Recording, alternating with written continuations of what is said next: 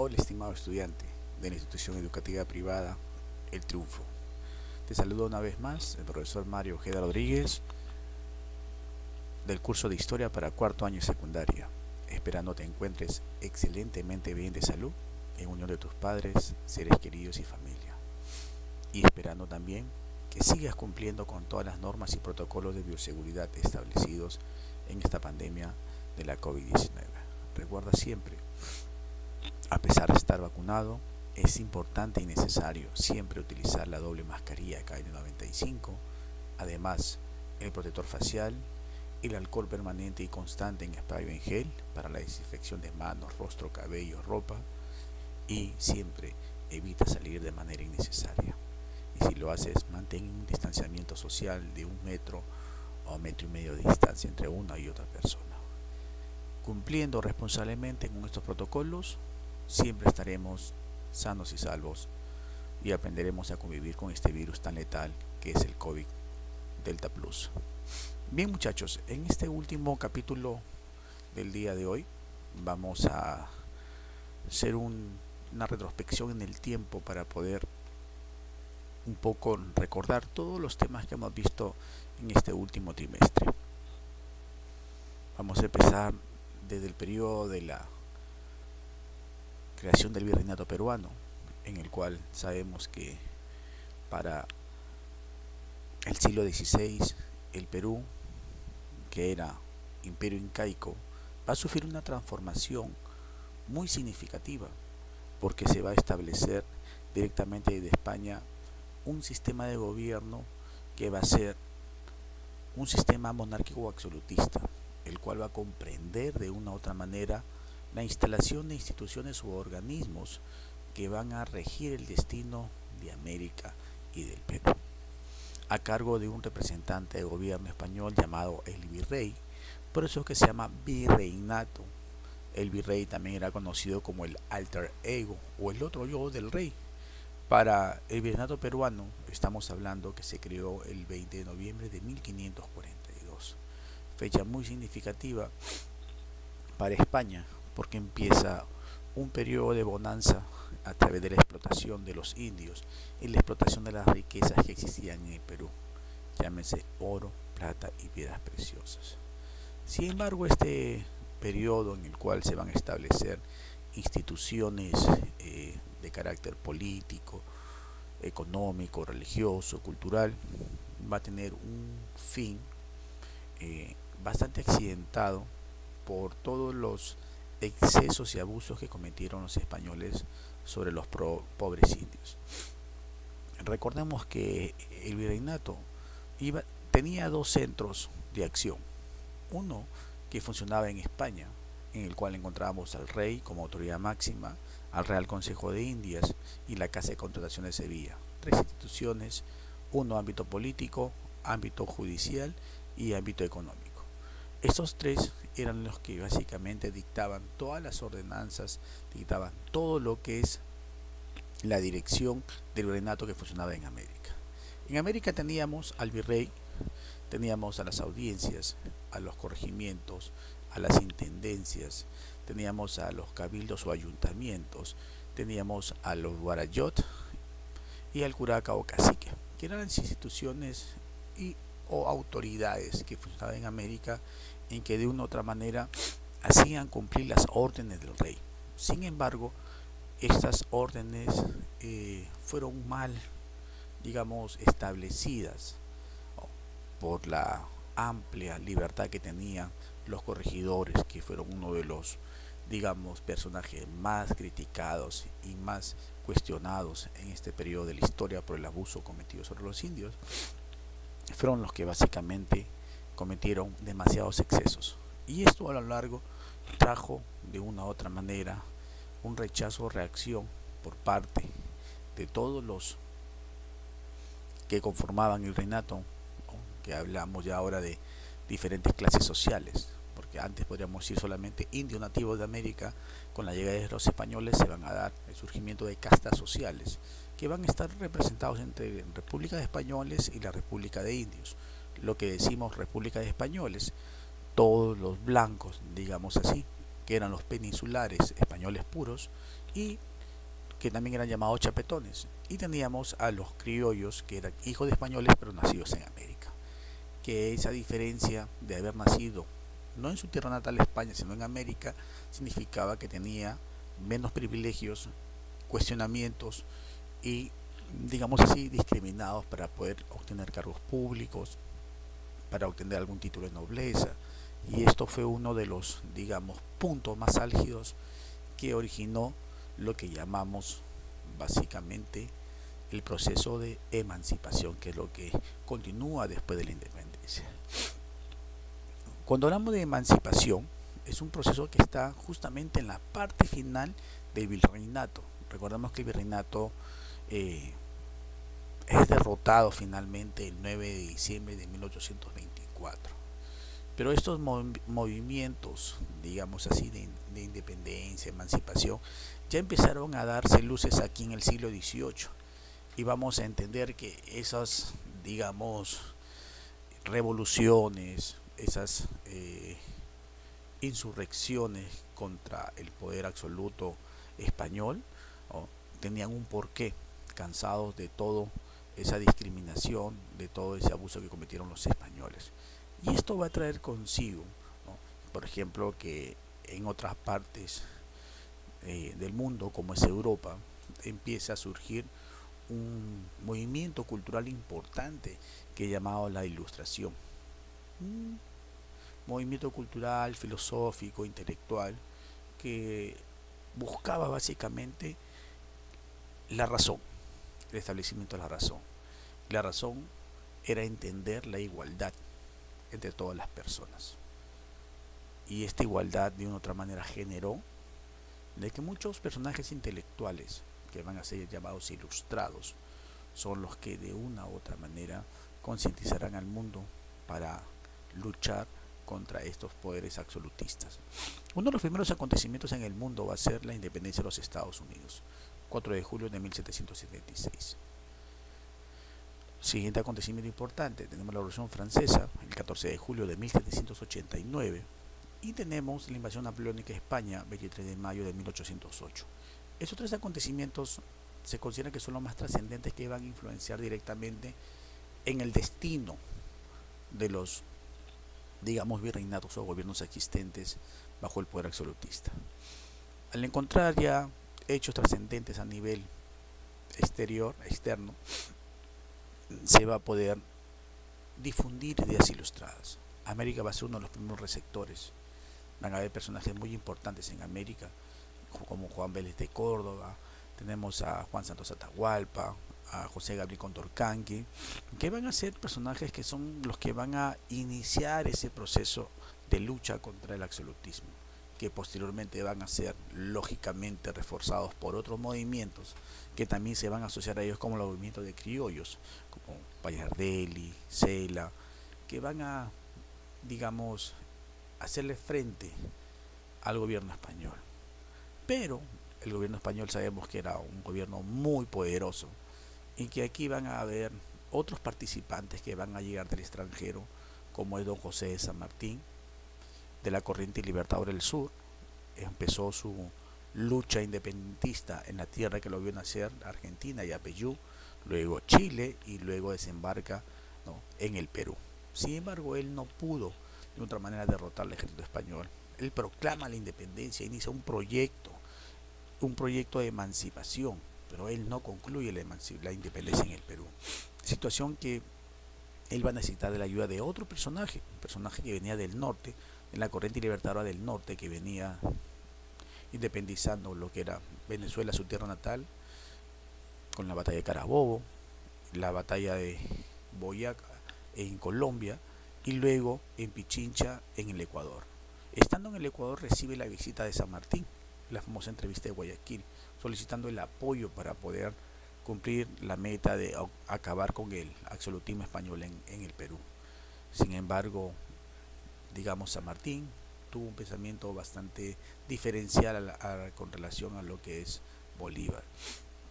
San Martín lo que quería era establecer una monarquía constitucional, igual seguir siendo, dependiente de una autoridad colonial, pero con leyes que no se ajustaba al pensamiento de Bolívar. Bolívar quería una separación total con relación al yugo español. Y esto conllevó a que San Martín se retire del Perú y Bolívar llegara y establezca lo que es un protectorado, que de una u otra manera va a terminar con, digamos así, el poder que existía dentro del Perú por parte de España. El ejército conformado por argentinos, chilenos, colombianos, venezolanos, peruanos, negros, todos se hicieron una sola fuerza y van a tener dos batallas importantes: la batalla de Junín, 6 de agosto de 1824, también llamada la batalla sin humo, la batalla de los sables, y el 9 de diciembre, que es la primera victoria, por si acaso, del ejército patriota sobre el ejército realista, y el 9 de diciembre de 1824, que es la batalla de Junín, que va a ser, digamos, la derrota total del último virrey del Perú,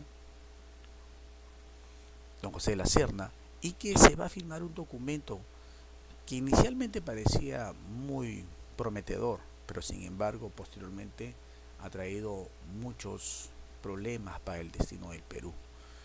Esta capitulación de Ayacucho se firma estableciendo que el Perú debería indemnizar a los españoles después de la guerra, y esto va a ser uno de los puntos más, digamos, álgidos que van a afectar posteriormente el destino del Perú.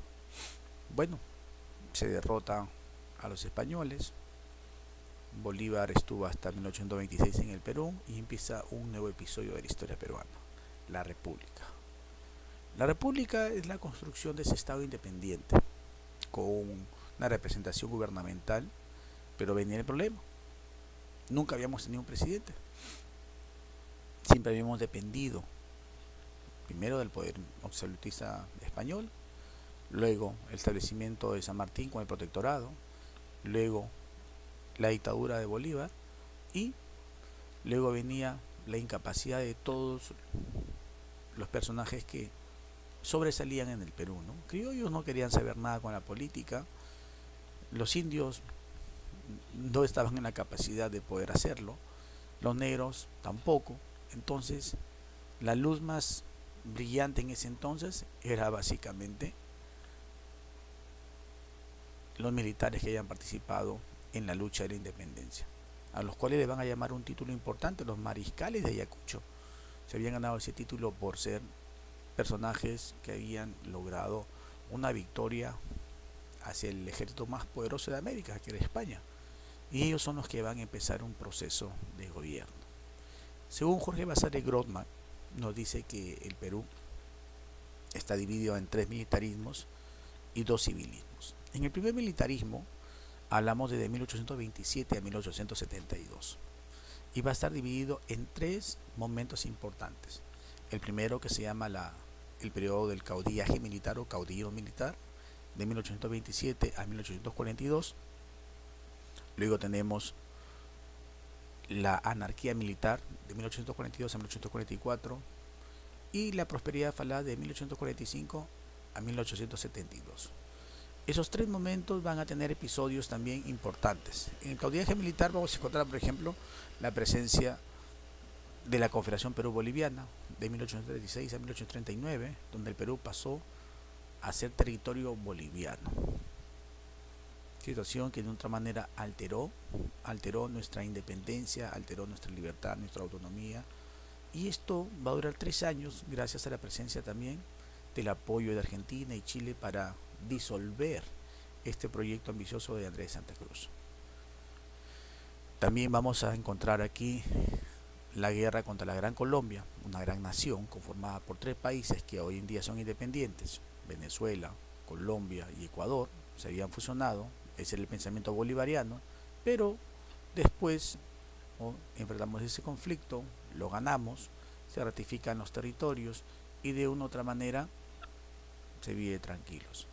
La anarquía militar es el periodo más compulsivo, digamos así, y violenta que vivió el Perú. Estos personajes militares, sargentos, digamos generales, coroneles que habían participado en la lucha de la Confederación Perú-Boliviana, ahora van a querer ser dueños del Perú. Situación que va a ser de una otra manera detenida por la presencia de Ramón Castilla y Vivanco, que van a ser los dos personajes que uno va primero nombrarse director supremo del Perú, que va a ser Manuel Ignacio Vivanco, y posteriormente Ramón Castilla, que va a empezar un periodo nuevo de la historia que se considera es el más próspero, el periodo de la prosperidad falaz, que se da de 1845 a 1872. Y aquí es donde vamos a tener y experimentar un proceso muy interesante, que es básicamente la bonanza del guano, riqueza que permitió que el Perú llegara a alcanzar niveles de economía muy altos, con el PBI más alto de la historia para el siglo XIX. Situación también que permitió la modernización de Lima, que el Perú pudiera llegar a alcanzar un progreso, pero un progreso desigual, ya que lamentablemente el tipo de venta del guano, que era un excremento de aves que estaba por cientos o miles de años abandonados, comenzó a tomar un valor importante en el mercado internacional en Inglaterra. Lamentablemente la mala administración de estos recursos a través de los consignatarios significó de que el Estado era rico, pero el pueblo era pobre, y eso nunca se pudo remediar. Peor aún, cuando el guano comenzó a perder importancia en el mercado internacional, los precios comenzaron a descender, y es donde básicamente el Perú no aprovechó esa bonanza de manera adecuada. Se van a presentar actos de corrupción bastante, digamos, intolerables, como José Rufino Echenique, un presidente que va a suceder a Ramón Castilla, un hombre de confianza de Castilla, que lejos de pagar una deuda que tuvo el pueblo, ¿no? El pueblo había prestado dinero, había dado, había contribuido a la independencia. Ramón Castilla, de una ley que se llama la Ley de la Consolidación de la Deuda Interna y Externa, comenzó a sobrevalorar y sobrepagar costos a personas que no habían colaborado. Eso significó básicamente un acto de corrupción el más detestable de la historia para ese siglo. Eso va a significar que Castilla haga un segundo gobierno. Por eso es que es considerado Ramón Castilla Marquesada como uno de los mejores presidentes, a pesar de él no haber tenido una formación política, una formación económica. Él hizo unos excelentes gobiernos, dos gobiernos, se juntó de la gente más sabia, más inteligente, y les permitió terminar un proceso bastante interesante de sus gobiernos. En este último periodo de la prosperidad falaz tenemos un acontecimiento importante, que el Perú va a luchar, y América va a luchar, por la Segunda Guerra de Independencia. Para 1865 España, muy astutamente, quiso recuperar América, y el Perú, uniéndose con Chile, Bolivia, Ecuador, se formó la Cuádruple Alianza y atacaron de manera continua a las embarcaciones y navíos que estaban en todo el litoral marino de América del Sur. Para el Perú, 2 de mayo de 1866, fecha importante, en el cual se derrota definitivamente a lo que es la escuadra española. Y de ahí, digamos, el Perú puede recién decir que obtuvo su independencia total con relación a España. Son episodios definitivamente que están enmarcados en un contexto que tiene una secuencia, porque entramos ya ahora a lo que son los presidentes ya elegidos, digamos entre comillas, ¿no?, entre ellos mismos, porque ellos se autoproclamaban presidentes, pues se llama militarismo. Sin embargo, hasta 1872, con Manuel Pardo y Lavalle, que es el primer civilismo, que es el primer presidente civil en el Perú, el que va de una u otra manera a empezar un nuevo lineamiento. Pero lamentablemente Manuel Pardo y Lavalle va a tener que enfrentar, con María Ignacio Prado, un problema muy triste para el Perú, la famosa guerra del bono del salitre, o la guerra también del Pacífico, que se le llama, o la guerra con Chile, donde el Perú es mutilado territorialmente, destruido económicamente y moralmente, al igual que Bolivia. Bolivia perdió su salida al mar, Antofagasta, y el Perú perdió Tacna, Arica, Tarapacá y Quique. Posteriormente Tacna va a ser devuelto al Perú. Pero es el episodio más triste y funesto de la historia peruana. Bien, queridos estudiantes, tengo que retirarme. Le agradezco mucho por su gentil atención. Les deseo que se cuiden mucho y cuiden de sus familiares. Muchas gracias por su gentil presencia.